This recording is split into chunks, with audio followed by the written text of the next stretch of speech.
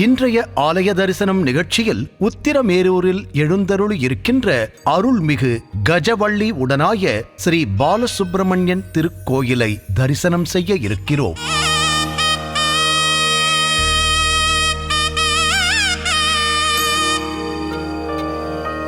காஞ்சிபுரம் மாவட்டத்தில் உத்திரமேரூர் பகுதியில் அமைந்திருக்கின்ற அற்புதமான திருக்கோயில். உத்திரமேரூர் செய்யார் ஆற்றின் கரையில் அமைந்துள்ளது. பண்டைய காலத்தில் முனிவர்கள் தவம் செய்வதற்கு ஏற்ற அடர்ந்த காடுகளால் ஆற்றங்கரைகள் நிறைந்திருந்தன. கடம்ப மரங்கள் நிறைந்திருந்ததால் அவ்விடம் கடம்ப வனம் என்று அழைக்கப்பட்டது.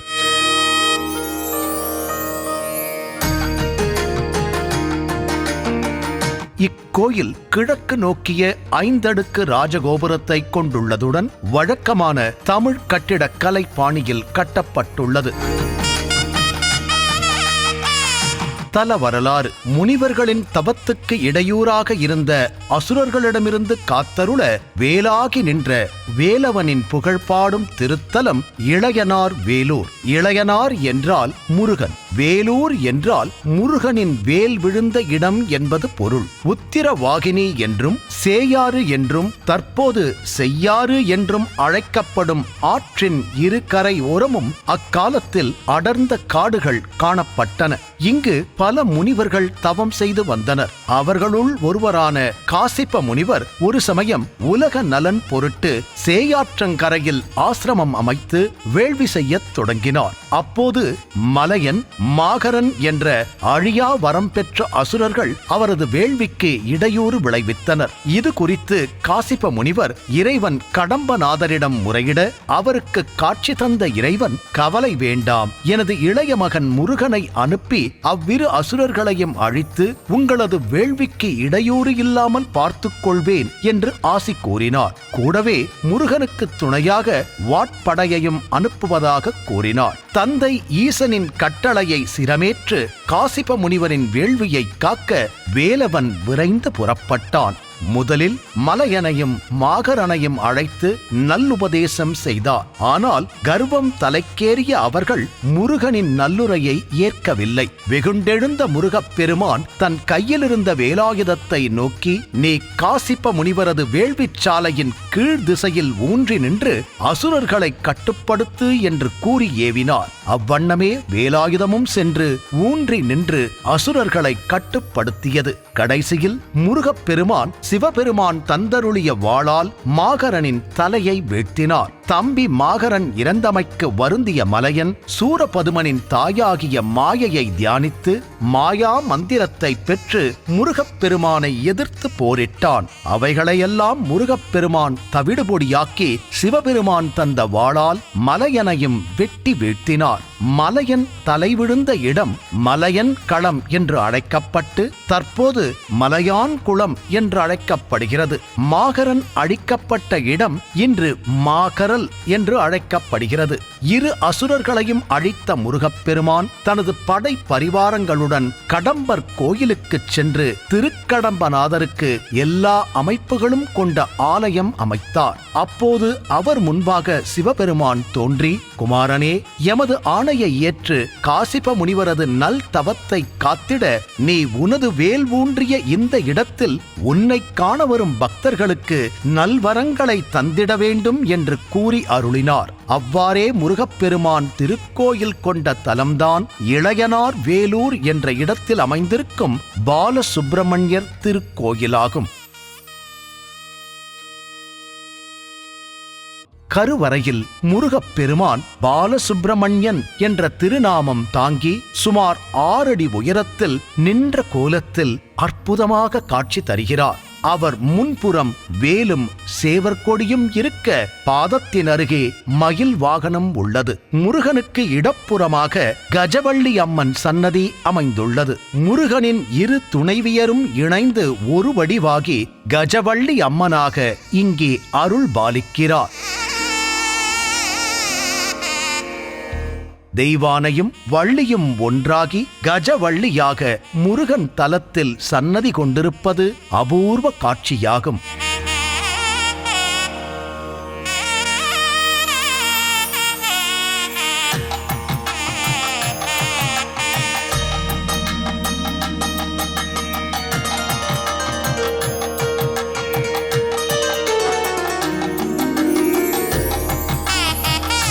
உள்பிரகாரத்தில் ஏகாம்பநாதர், பெருதண்டமுடையார், திரிபுர சுந்தரி, காசி விஸ்வநாதர் சன்னதிகளுடன் சந்தான கணபதி சன்னதியும் வேலாயுத மூர்த்தியாக காட்சி தரும் சன்னதியும் உள்ளன.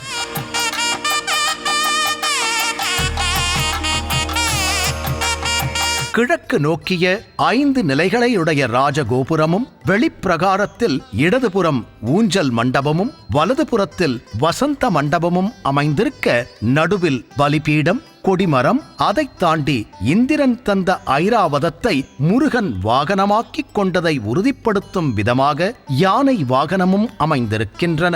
இக்கோயிலில் ஸ்ரீ முருகனின் வாகனமாக மயிலோ சேவலோ இல்லை. அசுரனை வெல்வதற்கு முன்பே இக்கோயில் கட்டப்பட்டதால் ஸ்ரீ இந்திரனால் பரிசளிக்கப்பட்ட யானையே அவரது உத்தியோகபூர்வ வாகனமாக உள்ளது.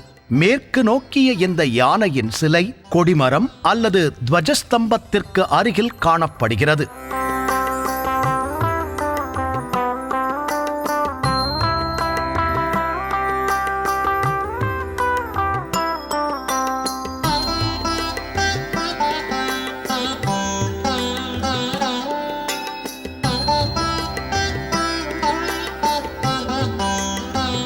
இக்கோயில் பல்லவ மன்னர்களால் பாறைகளை குடைந்து கட்டப்பட்டது. பின்னர் சோழ மன்னன் ஜெயம் கொண்ட சோழனால் தற்போதைய வடிவத்திற்கு மேம்படுத்தப்பட்டது. இக்கோயிலில் விநாயகர், ஈஸ்வரன், காசி விஸ்வநாதர் ஆகியோருக்கு உபசன்னதிகள் உள்ளன. சமீபத்தில் ஸ்ரீ ஐயப்பனுக்கும் ஒரு உபசன்னதி கட்டப்பட்டுள்ளது.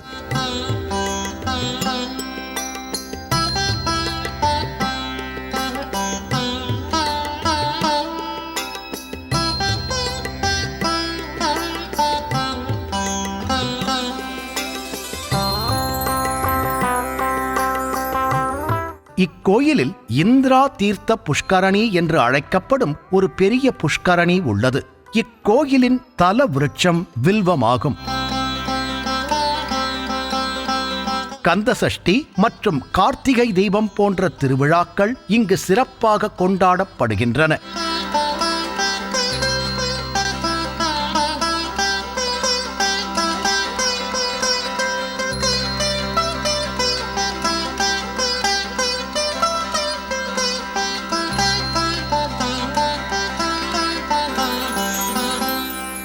இந்த திருத்தலம் அருணகிரிநாதரால் திருப்புகழில் பாடப்பெற்ற பழமையான சிறப்புமிக்க தலமாகும். அருணகிரிநாதர் சுயம்புவாக எழுந்தருளி அருள் பாலிக்கும் முருகப்பெருமானை பற்றி 4 திருப்புகழ் பாடல்களை பாடல் எண் 714 முதல் 717 வரை பாடியுள்ளார். சுருதி மறைகள் எனத் தொடங்கும் புகழ்பெற்ற திருப்புகழ் பாடல் இத்தலத்து முருகனை பற்றியது ஆகும். தில்லை 3000 அந்தணர்களைப் போல உத்திரமேரூரில் 1200 வேத அறிஞர்கள் வாழ்ந்து சிறப்பு செய்ததாக அருணகிரிநாதர் தன் பாடல்களில் குறிப்பிட்டுள்ளார். 1400 ஆண்டுகளுக்கு மேல் பழமையான வரலாற்று சிறப்புமிக்க பூமி இது.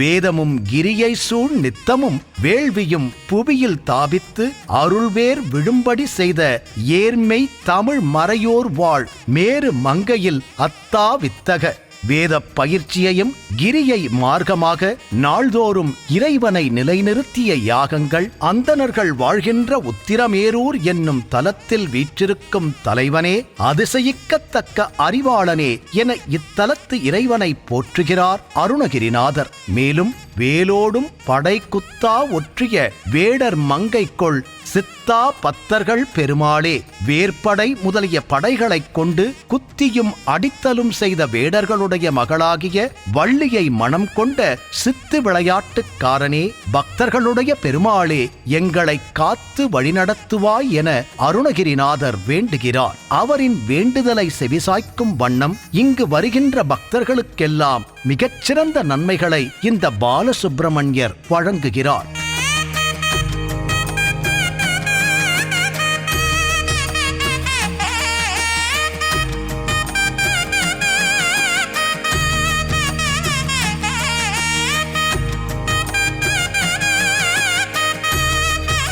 விழாக்கள். இந்த ஆலயத்தில் ஐப்பசி அன்னாபிஷேகம், கார்த்திகை, கந்த சஷ்டி போன்ற விழாக்கள் மிகவும் சிறப்பாக கொண்டாடப்படுகின்றன. பக்தர்கள் இங்குள்ள பாலசுப்பிரமணியரை வேண்டி வழிபட்டால் அவர்களின் பிரார்த்தனைகள் நிறைவேறும் என்பது நம்பிக்கையாக உள்ளது. வேண்டுதல் நிறைவேறியதும் பக்தர்கள் முருகப்பெருமானுக்கு காவடி எடுத்தும் பால் அபிஷேகம் செய்தும் வழிபடுகிறார்கள். திறக்கும் நேரம் காலை 5 மணி முதல் 8 மணி வரை, மாலை 4 மணி முதல் இரவு 7 மணி வரை. அமைவிடம் காஞ்சிபுரத்திலிருந்து சுமார் 29 கிலோமீட்டர் தொலைவிலும் உத்திரமேரூர் பேருந்து நிலையத்திற்கு அருகிலும் இக்கோயில் எளிதில் செல்லும் வகையில் அமைந்துள்ளது. இன்றைய ஆலய தரிசனம் நிகழ்ச்சியில் உத்திரமேரூரில் எழுந்தருளி அருள் பாலிக்கின்ற அருள்மிகு கஜவள்ளி உடனாய ஸ்ரீ பாலசுப்பிரமணியன் திருக்கோயிலை தரிசனம் செய்தோம். கந்த பெருமான் கருணை உள்ளம் கொண்டவர். நாம் அழைத்த குரலுக்கு ஓடி வரக்கூடியவர். அவருடைய அருள் முழுமையாக நம்முடைய வாழ்க்கையில் நிரம்பி நம்மை மென்மேலும் உயர்த்த இன்றைய வழிபாடு உறுதுணையாயிருந்திருக்கும். மீண்டும் அடுத்த ஆலய தரிசனம் நிகழ்ச்சியில் சந்திப்போம். 5 முகம் தோன்றின் 6 முகம் தோன்றும், வெஞ்சமரில் அஞ்சல் என வேல் தோன்றும், நெஞ்சில் ஒரு கால் நினைக்கின் 2 காலும் தோன்றும் முருகா என்று ஓதுவார் முன். ஆலய தரிசனம் காண்போம். அருள்மிகு பாலசுப்பிரமணியரின் அருள் அனைவருக்கும் கிடைக்க மனதார பிரார்த்திப்போம். ஓம் முருகா, ஓம் முருகா, ஓம் முருகா.